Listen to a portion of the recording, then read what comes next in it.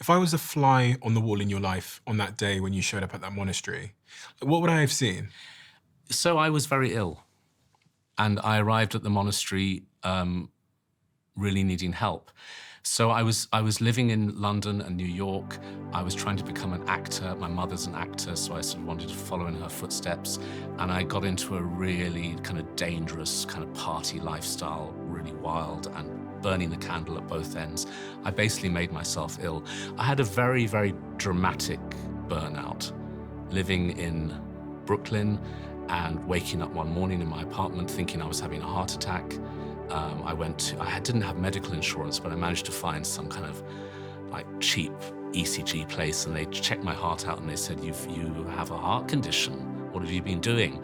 And I really had to stop in my tracks, and I was very, very ill after that for a few months. What age was this? 21. Wow.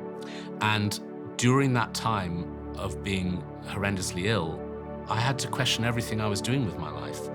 But that illness is a symptom. It's a symptom of unhealthy living, but also an unhealthy relationship with my own mind. And where did that unhealthy relationship with your own mind stem from?